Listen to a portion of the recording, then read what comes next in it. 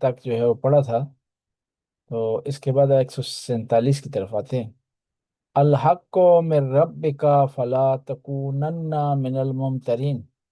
اے میرے پیارے حبیب، حق تمہارے پروردگار کی طرف سے ہے، اور آپ کو اس کے متعلق شک نہیں کرنا چاہیے اور شک و شبہ میں نہیں پڑنا چاہیے۔ اصل میں یہاں پر اللہ کے رسول کو ظاہری طور پر خطاب ہے، لیکن مراد صحابہ کرام ہے اور اس زمانے کی مسلمان پبلک ہے۔ مسئلہ اس طرح ہوا کہ پہلے مسلمان خانہ کعبہ پہلے مسلمان بیت المقدس کی طرف نماز پڑھتے تھے، اور پھر وہ قبلہ چینج ہوا، اور اس کے بعد خانہ کعبہ کی طرف نماز پڑھنا شروع کی۔ تو اب اس میں چہمگوئیاں ہوئی، دباؤ بڑھا، پریشانی بڑھی، مسلمان جو ہے بعض شک و تردید کے شکار ہوئے۔ تو خداوند تعالیٰ کی طرف سے آیا کہ حق آپ کے پروردگار کی طرف سے ہے۔ پہلے حکم تھا کہ آپ بیت المقدس کی طرف نماز پڑھیں، اب حکم ہے کہ مکہ کی طرف نماز پڑھیں۔ یہ جان لیں، یقین کر لیں کہ حق پروردگار کی طرف سے۔ جب آپ کو یقین ہے کہ حق پروردگار کی طرف سے، تو پھر شک کی، شبے کی ضرورت نہیں ہے، پریشان ہونے کی ضرورت نہیں ہے۔ اور یہی آیت بتا رہی ہے کہ حق اس پروردگار کی طرف سے ہے جو جاننے والا ہے، علم رکھتا ہے، قدرت رکھتا ہے۔ بس اس پروردگار کی طرف۔ تو اسی طرح آپ دنیاوی معاملات میں دیکھیں کہ جہاں کے علم ہو، جہاں پاور پائی جاتی ہو، یعنی اخلاقی پاور پائی جاتی ہے، علمی پاور پائی جاتی ہو، تو اس کا ساتھ دیں، اس کو آپ فالو کریں۔ آپ نے نہیں دیکھنا کہ کیا ہو رہا ہے، آپ نے دیکھنا ہے حق بات کس طرف ہے، حق کو آپ نے فالو کرنا ہے۔ اور پھر خداوند تعالیٰ کے جو قوانین ہیں، خداوند تعالیٰ کے جو فرمان ہیں، خداوند تعالیٰ کا جو آرڈر ہے، جو وحی کے طریقے پر آتا ہے مسلمانوں کے پاس، جب وحی کی طریقے سے وہ آرڈر آ گیا ہے، وہ حکم آ گیا، تو پھر اس کے بعد بحث و مباحثے کی ضرورت نہیں۔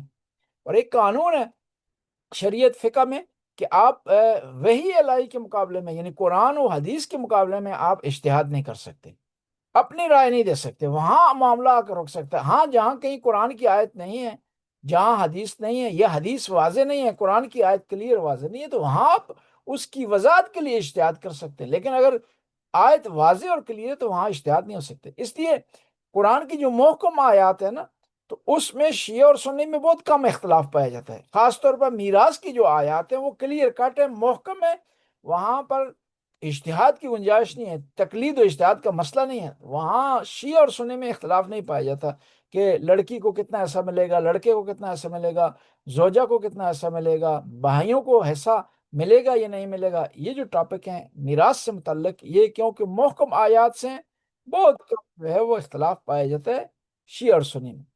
اور پھر ایک اور یہ آیت بتا رہی ہے کہ جو معاشرے کا لیڈر ہے، رہبر ہے، جب وہ سوچ سمجھ کے بعد، مشورہ لینے کے بعد، خدائی حکم آنے کے بعد کوئی فیصلہ کرتا ہے، تو پھر اسے اپنے فیصلے میں شک و تردید نہیں کرنی چاہیے، اسے ہچکچاہٹ نہیں ہونی چاہیے، اسے اپنے فیصلے سے برگشت نہیں ہونے چاہیے، اس کے بارے میں شک اسے نہیں کرنا چاہیے، تب وہ معاشرے میں کامیاب ہو سکتے ہیں۔ یعنی جو لیڈر ہے معاشرے کا، اس کی خصوصیات میں سے ایک خصوصیت یہ ہونی چاہیے کہ اس کے فیصلوں میں یقینی کیفیت پائی جانی چاہیے، اور اس کے فیصلے اٹل ہونا چاہیے، روزانہ جو ہے اس میں تبدیلی، اس میں چینجنگ نہیں ہونی چاہیے، مگر یہ کہ خدا کے حکم سے، مگر کہ مصلحت کی بنیاد پر، مصلحت، مگر یہ کہ حالات تبدیل ہو گئے ہیں تو اس نے فیصلہ تبدیل کیا ہے۔ اب یہاں پر ایک ٹاپک ہے کہ قرآن کی بعض آیات ناسخ ہیں، بعض منسوخ ہیں، اس کا کیا فلسفہ ہے؟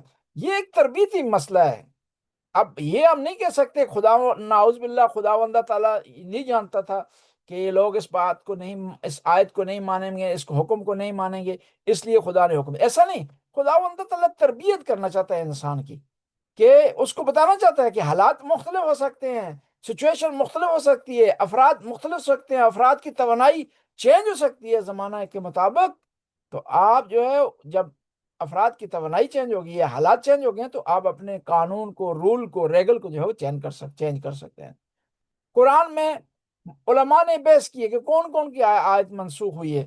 سارے علماء، اکثریت علماء کی اس بات پر متفق ہوئی ہے کہ اس قرآن میں صرف ایک آیت جو ہے وہ منسوخ ہوئی ہے، اس کے علاوہ کوئی آیت منسوخ نہیں ہوئی۔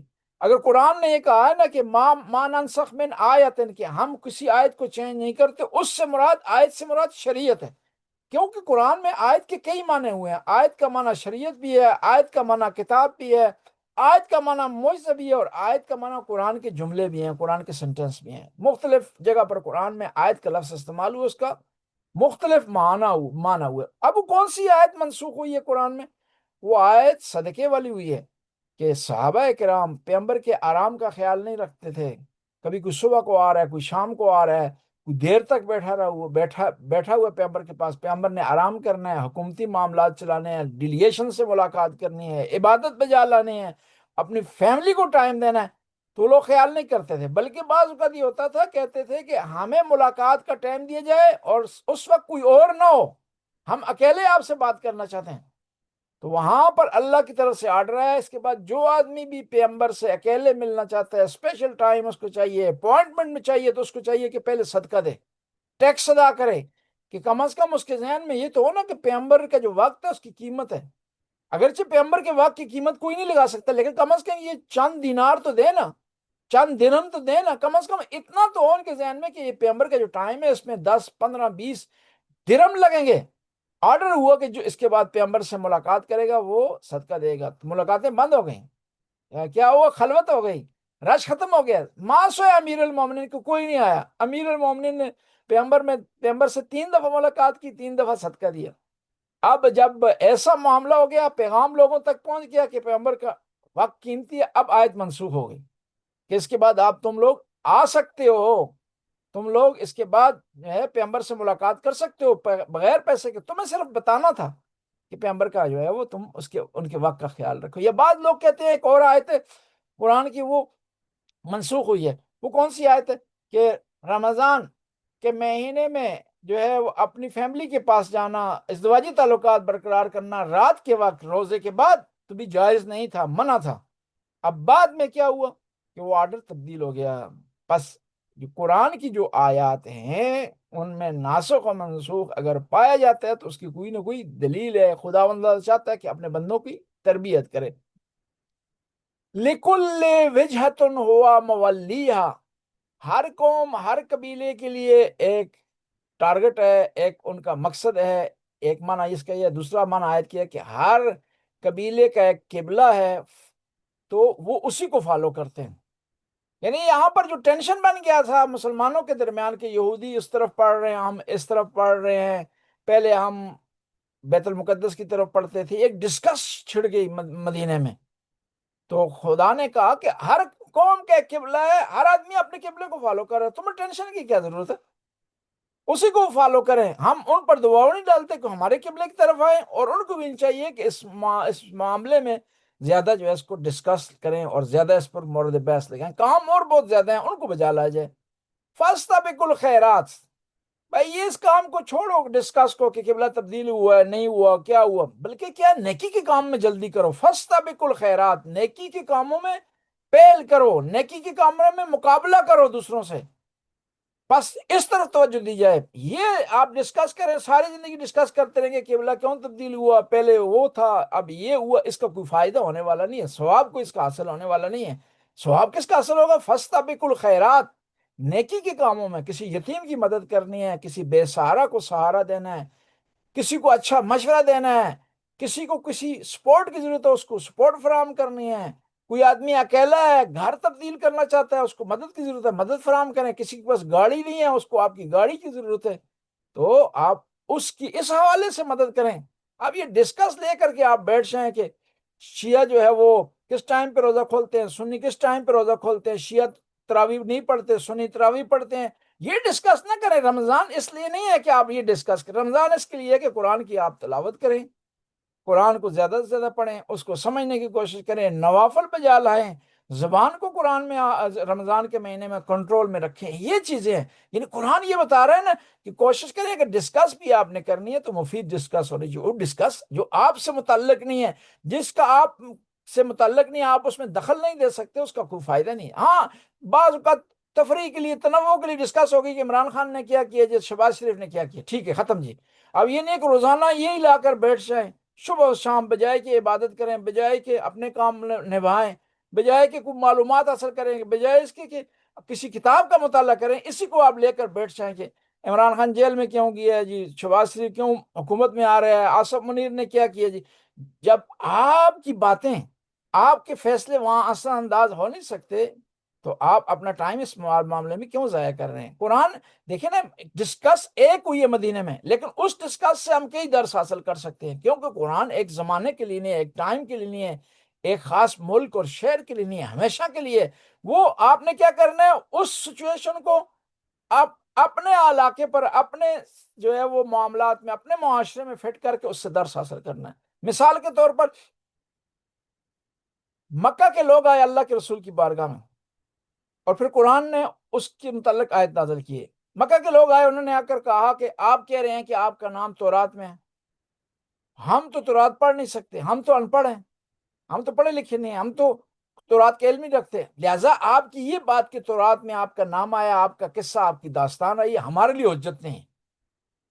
تو وہاں قرآن نے کہا فَاسْأَلُوا أَهْلَ الذِّكْرِ إِن كُنتُمْ لَا تَعْلَمُونَ، تم اگر نہیں پڑھ سکتے، نہیں جان سکتے، تورات کا تمہارے پاس علم نہیں ہے، تو تمہیں چاہیے ان لوگوں سے پوچھو کہ جن کے پاس کو تورات کا علم ہے، کہ آیا تورات میں لکھا ہوا ہی نہیں لکھا ہوا۔ یعنی سچویشن یہ ہے کہ مکہ والے ہیں، یہودیوں اور پیغمبر کی پاک ذات ہے، تین فریق ہیں اس جو ہے معاملے میں۔ اب ہم نے دیکھنا ہے کہ قرآن کی اس آیت سے ہم کس طرح فائدہ اٹھا سکتے ہیں۔ قرآن کیا ہے، نازل ہوتا ہے ایک موقع کے مطابق، لیکن وہ صرف مختص نہیں ہے اس موقع کے ساتھ، وہ ہمیشہ کے لیے، اس جگہ کے ساتھ مختص نہیں ہے، وہ ہر جگہ کے لیے۔ اب وہاں سے ایک مفہوم کلی ہم نکالیں گے قرآن کی اس آیت سے۔ مفہوم کلی یہ ہے کہ ہر ان پڑھ کو پڑھے لکھے کی طرف رجوع کرنا چاہیے۔ مکہ کے لوگ ان پڑھ تھے، ان کو آرڈر ہوا کہ یہودیوں کی طرف رجوع کریں، کہ وہ پڑھے لکھے تھے، بس ہر ان پڑھ کو پڑھے لکھے کی طرف رجوع کرنی ہے چاہیے جب اس کے پاس علم نہ ہو۔ یہ قانون کلی ہے، ان پڑھ بھی ہر جگہ ہو سکتے ہیں، پڑھے لکھے بھی ہر جگہ ہو سکتے ہیں، بس جہاں کہیں کوئی آدمی علم نہ رکھتا اسے چاہیے کہ وہ ایک پڑھے لکھے اور علم والے کی طرف رجوع کرے۔ اسی سے ایک اور معاملہ نکلتا ہے کہ صحابہ کرام کے پاس اتنا علم نہیں تھا جتنا امیر المومنین کے پاس، صحابہ پر واجب تھا یا وہ پیغمبر کی طرف رجوع کریں یا امام علی علیہ السلام کی طرف۔ پیغمبر کے بعد، پیغمبر کے جانے کے بعد، پیغمبر تو ہے نہیں ہے، اب صحابہ کرام کے درمیان قرآن کی آیت کی روح سے تنہا جو ہستی ہے جس کی طرف صحابہ کو رجوع کرنا چاہیے، اور کیا بھی انہوں نے، وہ کہ امیر المومنین فَاسْأَلُوا أَهْلَ الذِّكْرِ إِن كُنتُمْ لَا تَعْلَمُونَ۔ بس آیت یہ کہہ رہی ہے فَاسْتَبِقُوا الْخَيْرَاتِ أَيْنَمَا تَكُونُوا يَأْتِ بِكُمُ اللَّهُ جَمِيعًا، تم جہاں کہیں ہوگے اللہ تمہیں پلٹا لائے گا۔ ان اللہ علی کل شیء قدیر، خدا ہر چیز پر قادر ہے۔ یہ آیت جو ہے، اس کا آیت کا یہ حصہ کہتے ہیں کہ امام زمانہ اور ان کے اصحاب کے بارے میں، یا اصحاب بدر کے بارے میں دو روایتیں، امام جعفر صادق علیہ السلام سے روایت ہے یہ کہ امام زمانہ اور ان کے اصحاب سے متعلق ہے کہ خدا ان کو واپس لائے گا دنیا میں حق، حقانیت، عدل و انصاف کو قائم کرنے کے لیے۔ دوسری روایت جو ہے وہ امام زین العابدین سے ہے، اور امام زین العابدین کی روایت میں جو ہے وہ پایا جاتا ہے کہ اس سے مراد اصحاب بدر ہیں، کہ خدا ان کو دوبارہ اٹھائے گا اصحاب بدر کو، تاکہ وہ دنیا کے سامنے آ کر گواہی دیں۔ 313 اصحاب بدر مراد ہے۔ دونوں روایتیں ہو سکتی ہیں، دونوں جو ہے وہ اصحاب آ سکتے ہیں، امام زمانہ کے اصحاب کے آنے کے بارے میں بھی ہو سکتی ہے، اور اصحاب بدر سے متعلق بھی۔ اما اصحاب بدر، وہ اصحاب بدر جو اپنے ایمان پر قائم رہے ہیں، یعنی اسلام میں کوئی ایسی گارنٹی نہیں ہے کوئی ایسا کام آپ کریں اس کے بعد گناہ آپ کریں تو بچ جائیں۔ اسلام میں یہ ہوتا ہے کہ آپ نے ایک نیک کام کیا تو اس سے پہلے والے گناہ آپ کے معاف ہو جائیں گے، آئندہ کے لیے گارنٹی نہیں ہوتی، کیونکہ آئندہ کے لیے گارنٹی دینا کسی سے متعلق اسلام کی تعلیمات کے منافی ہے، کہ معصوم خاص ہستیاں، انبیاء ہیں، ائمہ، اس کے علاوہ جو کوئی بھی غلطی کرے گا اور کر سکتا ہے تو اس نے سزا بھگتنی ہے، گزشتہ اس کی نیکیاں وہ باعث نہیں بنے گی کہ آئندہ آنے والے گناہ اس کے معاف ہو جائیں۔ کہا جاتا ہے نا، جو آدمی حج پہ جاتا ہے، عمرے پہ جاتا ہے، طواف کرتا ہے، اس کے گزشتہ گناہ معاف ہو جاتے ہیں، لیکن گزشتہ معاف ہوتے ہیں، آئندہ کی گارنٹی نہیں ہوتی کہ آئندہ وہ گناہ بھی کرے گا پھر بھی بخشا جائے گا، ایسا نہیں ہے۔ ومن حیث خرجت فول وجهك شطر المسجد الحرام وانه للحق من ربك وما اللہ بغافل عما تعملون۔ اب مدینے والوں کے لیے گزشتہ آیات میں آرڈر آیا تھا کہ جو لوگ مدینے میں رہ رہے ہیں، ساکن ہیں، مدینے میں سفر پہ نہیں ہیں، وہیں قیام پذیر ہیں، انہوں نے رخ کرنا ہے کس کا؟ اس کا مسجد الحرام کا، خانہ کعبہ کا۔ اب ایک آدمی مدینے میں نہیں ہے، سفر پر گیا ہوا ہے، مدینے سے باہر گیا ہوا، کیا اس کا بھی یہی آرڈر ہے؟ قرآن کی آیت کہہ رہی ہے ہے سو خرجت جب بھی آپ نکلے مدینے سے سفر کی حالت میں ہو، فولے وجہ کا شطر المسجد الحرام، پھر بھی آپ نے کیا کرنا ہے؟ مسجد الحرام کی طرف رخ کرنا ہے۔ یہ نہیں ہے کہ مدینے میں تھے تو مسجد الحرام ہے، مدینے سے باہر جائیں گے تو بیت المقدس ہو جائے گا۔ کچھ اسلام کے قوانین ہیں نا، وہ ثابت ہیں، وہ مکان زمان تبدیل ہونے سے تبدیل نہیں ہوتے۔ جس میں توحید کا ذکر ہے، خانہ کعبہ کی طرف رخ کرنا ہے، نماز میں وضو کو ہونا ہے، وضو نہ ہونے کی صورت میں تیمم کا ہونا ہے، لباس کا پاک ہونا ہے، یہ اسٹل ہے ہر جگہ پر، لیکن اس میں کچھ احکام ایسے ہیں نماز کے جو سفر میں تبدیل ہو جاتے ہیں، کہ آپ اگر سفر کر رہے ہیں 44 کلومیٹر سے زیادہ آنے جانے کا بن رہا ہے تو آپ نے نماز جو ہے وہ قصر کرنی ہے، 4 رکعت 2 رکعت نماز پڑھنی ہے۔ اور اس میں ایک اور شرط بھی ہے کہ آپ کا قیام 9 دن ہو یا اس سے کم ہو، 9 دن سے کم ہوگا، 9 سے کم ہوگا تو پھر آپ نے نماز قضا پڑھنی۔ اور پھر ایک اور چیز بھی ہے کہ سفر نافرمانی کا نہ ہو۔ ایک آدمی جو ہے والدین کو ناراض کر کے ان کی اجازت کے بغیر چلا گیا ہے، وہ آدمی، اس کی نماز جو ہے قصر نہیں ہوگی۔ اس طرح زوجہ شوہر کی اجازت کے بغیر چلی گئی ہے سفر پر، تو سفر معصیت کا شمار ہوگا۔ جب سفر معصیت کا ہوگا تو وہ اس کی نماز جو ہے وہ پوری اس نے پڑھنی ہے، آدھی نماز نہیں پڑھنی۔ میں نے یہ مسئلہ بیان کیا اس دن ایک آدمی کے سامنے، تو کہنے لگا کہ جو آدمی والدین کی نہیں مانے گا اس نے نماز کہاں پڑھنی ہے؟ نہیں ہو سکتا ہے کہ ایک آدمی، فرض تو ہو سکتا ہے نا، فرض کی صورت میں اسلام نے اس کا بتایا، حکم بتایا کہ فرض ہو سکتا ہے کہ آدمی جو ہے والدین کو ناراض کر کے چلا گیا ہے لیکن نمازی ہے، وہ نمازیں پڑھتا ہے۔ اب وہ سفر میں ہونے کے باوجود، 9 دن سے کم کا سفر ہونے کے باوجود، 44 کلومیٹر سے زیادہ کا سفر ہونے کے باوجود بھی اس کی نماز جو ہے وہ قصر نہیں ہوگی۔ اس نے زور کی 4 پڑھنی ہے، عصر کی 4 پڑھنی ہے اور عشاء کی بھی 4 پڑھنی ہے، اس کے لیے کوئی کمی نہیں ہوگی۔ بس یہ حکم یہ ہے کہ قرآن کے یہ حکم ثابت ہیں، قبلہ رخ اور اسی طرح دوسرے نماز کے احکام ہیں، یہ سفر میں بھی سہم ہے اور سفر کے علاوہ بھی سہم ہے۔ وَإِنَّهُ لَلْحَقُّ مِن رَبِّكَ، حق تیرے پروردگار کی طرف سے ہے۔ بتایا ظاہری طور پر اللہ کے رسول کو جا رہا ہے، لیکن مراد اس سے صحابہ کرام ہے، عام عوام ہے۔ ورنہ اللہ کے رسول ایسا نہیں تھا کہ وہ نہیں مانتے تھے کہ حق پروردگار کی طرف سے اب خدا انہیں آرڈر دے رہا ہو، کیونکہ بہت سارے احکام ایسے ہیں ظاہری طور پر خطاب اللہ کا رسول ہے، لیکن یہ ہے مراد اس سے جو ہے وہ صحابہ ہے، مراد اس سے امت ہے۔ وَمَا اللَّهُ بِغَافِلٍ عَمَّا تَعْمَلُونَ، جو بھی تم اپنا کام کرتے ہو اللہ اس سے غافل نہیں ہے، اللہ اس کو جانتا ہے، اللہ اس کا علم رکھتا ہے۔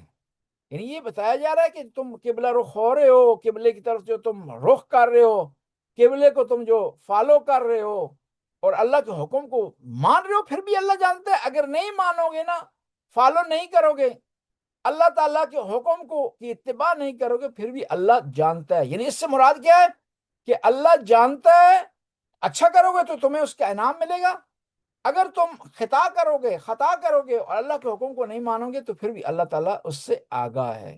یہیں پر ہم مکمل کرتے ہیں، تو اگر کوئی سوال ہے تو خدمت میں حاضر۔ جی السلام علیکم قبلہ۔ جی قبلہ، آپ نے سفر